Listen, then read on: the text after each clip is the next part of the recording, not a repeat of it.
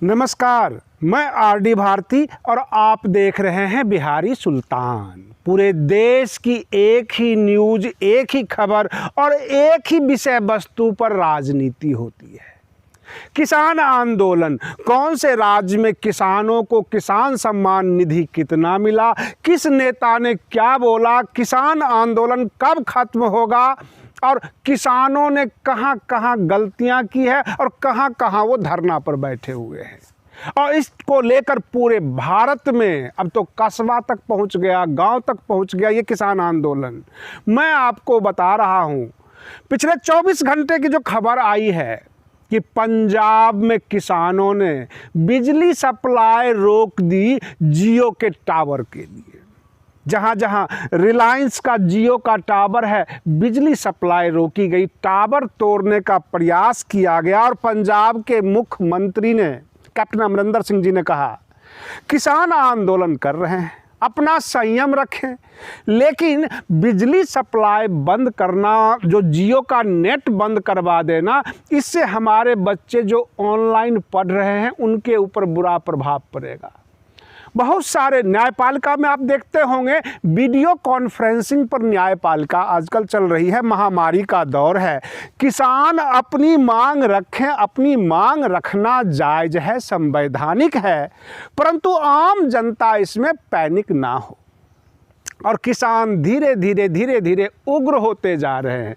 अब कल की बात बता रहा हूं, जो राजस्थान के किसान जो है दिल्ली के लिए निकल पड़े।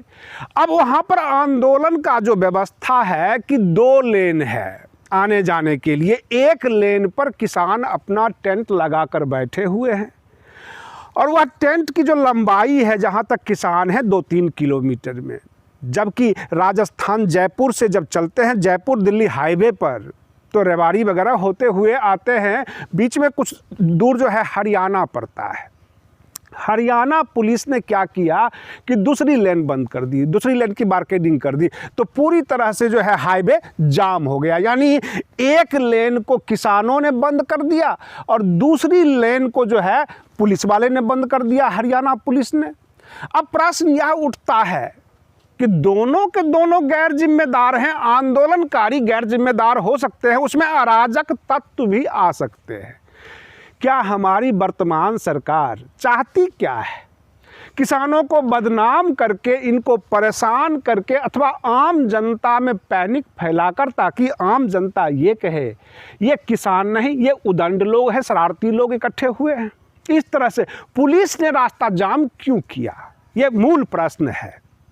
रही बात ये, ज्यों-ज्यों दिन बढ़ता जा रहा है, किसानों उग्र होते जा रहे हैं। अब ये किसान यह समझ रहे हैं कि हमारी मांग सुनी नहीं जा रही है और सरकार यह समझ रही है कि ये हमको थका रहे हैं, ताकि हम थक हार कर जो है यहाँ से चले जाएं। प्रश्न यह उठता है कि कल पूरा देश अटल बिहारी वाजपेयी जी के पुण्यतिथि को मना रही थी और भाजपा ताल ठोक रही थी कि हमने देश के 9.5 करोड़ किसानों को 2-2 हज़ार रुपये दिए, कुल मिलाकर 18,000 करोड़ हमने दे दिए सम्मान निधि योजना के तहत।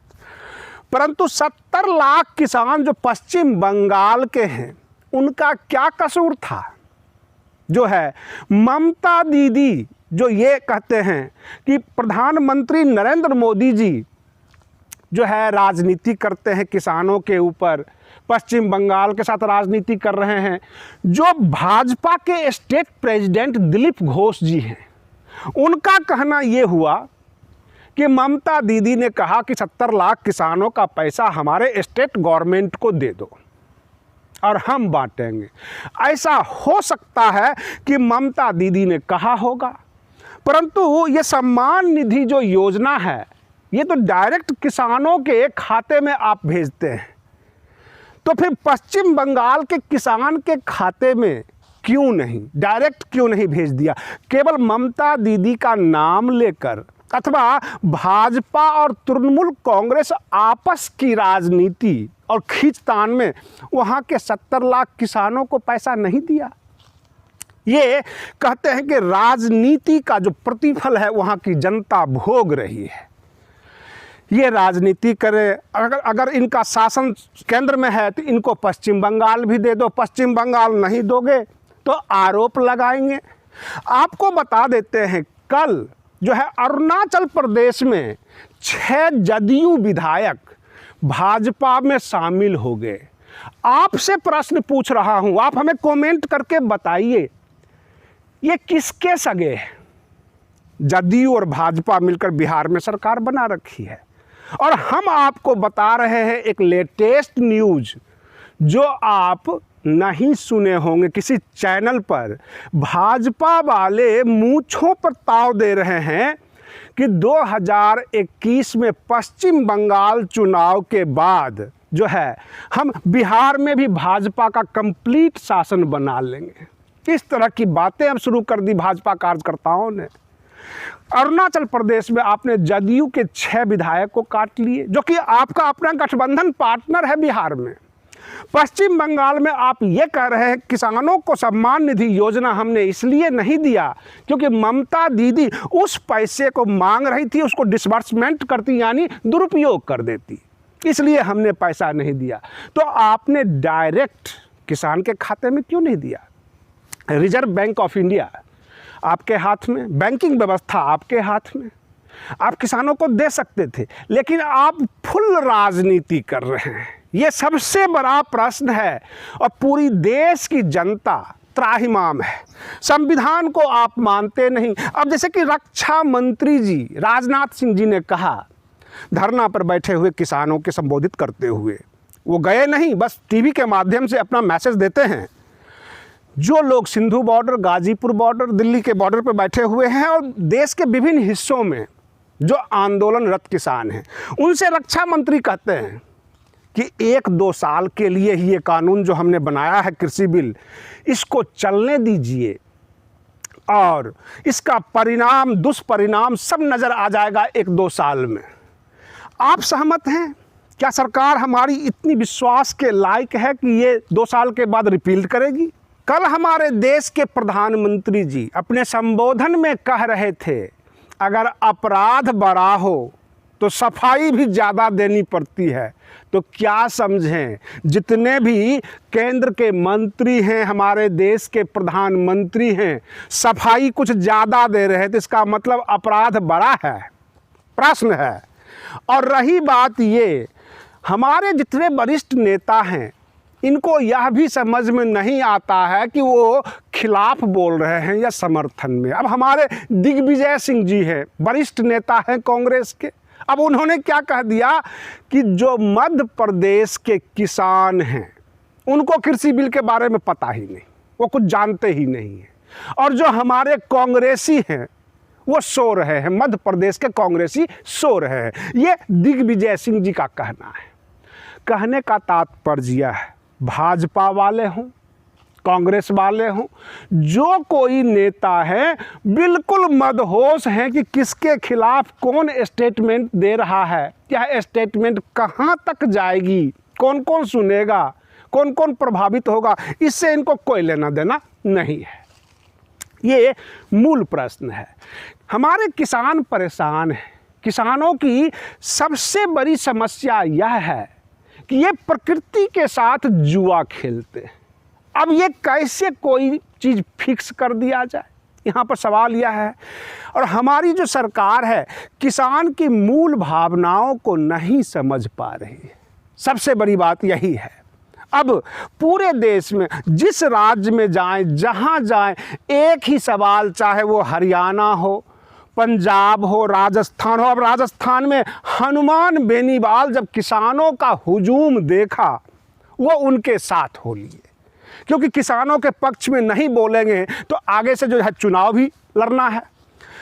समस्या यह है कि कल वो कूच करने वाले हैं हनुमान बेनीवाल जी भी किसानों के साथ। हमारी जो वर्तमान सरकार है हाईवे को खोद देती है, वाटर कैनियन का इस्तेमाल करती है, किसानों से बात क्यों नहीं करती? आप जितनी भी वार्ता के ऑफ़र सुनते होंगे वो सारे ऑफ़र ट्विटर के माध्यम से, यूट्यूब के माध्यम से, टीवी के ऊपर जो इनकी मीडिया है उनके माध्यम से ये बोलते हैं, सामने आते नहीं हैं।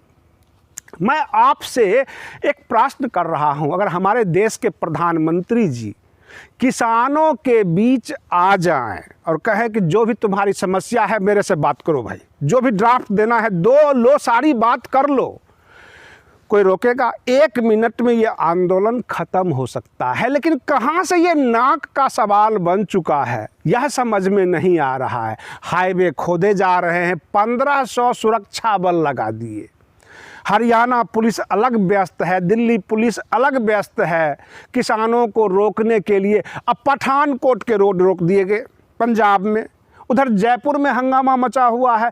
देश के हर कोने में किसान आंदोलित हैं। उनको ये कहते हैं कि ये सब के सब विपक्ष वाले हैं, कांग्रेसी हैं, ये नाम देते हैं, तरह तरह के नाम देकर ये दबाना चाहते हैं। लेकिन यह दबने वाला नहीं है, यह मुद्दा काफ़ी लंबा चलेगा और इस देश की दशा और दिशा दोनों बदलने वाली है।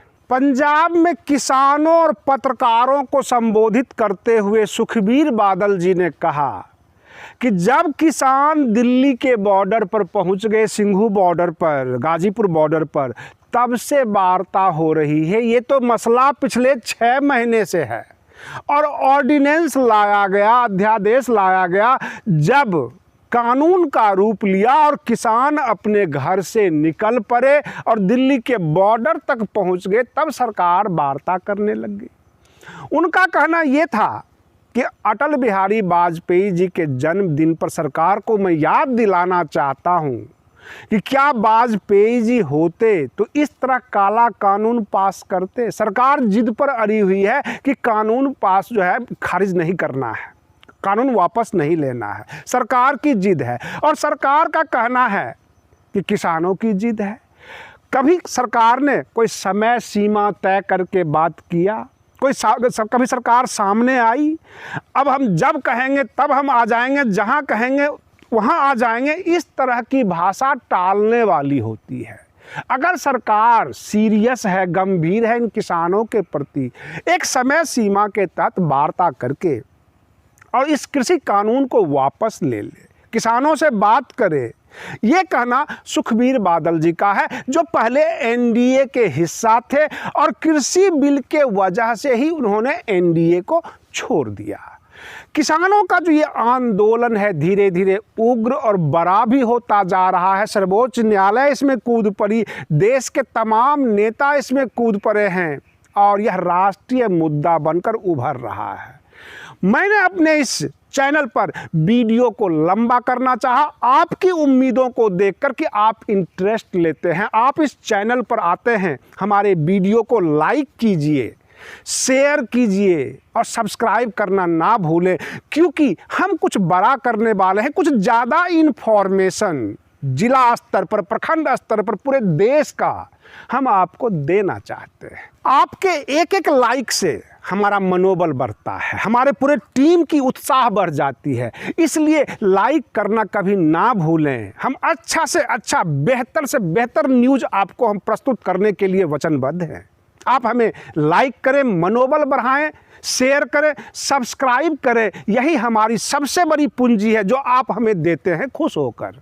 इस वीडियो को लाइक करना ना भूलिएगा और तब तक के लिए धन्यवाद।